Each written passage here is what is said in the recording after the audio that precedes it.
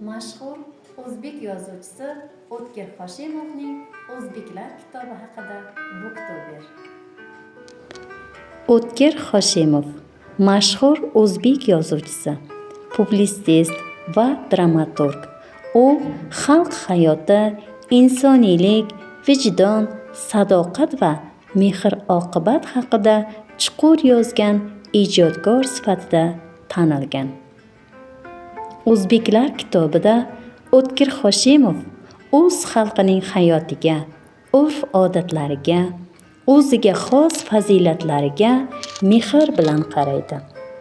Asarda o'zbek xalqining sadoqati, mehmondo'stligi, sabr-toqati, mehnatsevarligi yuksak badiiy obrazlar orqali tasvirlanadi.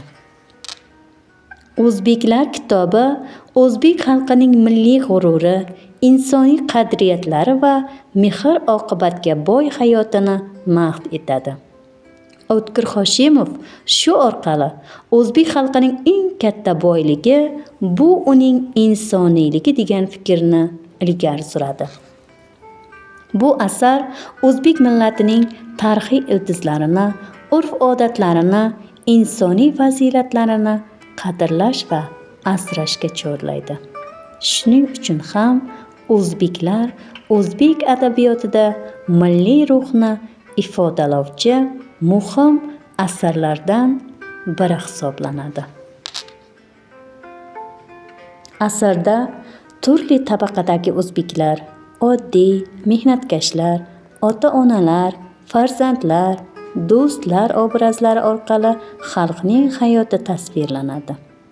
Har bir obrazda o'zbek xalqining fazilati, sadoqat, vatanparvarlik, mehnatsevarlik, sabr-toqat mujassamdir. O'zbek hech qachon birovning baxtidan hasad qilmaydi. U o'zini nonini bo'lib yeyishga tayyor xalq. O'zbek degani mehr, sabr, or-nomus degani.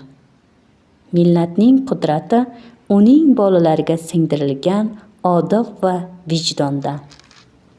O'zbeklar bu shunchaki adabiy asar emas, balki xalq ruhi, milliy faxr va vijdon kitobidir.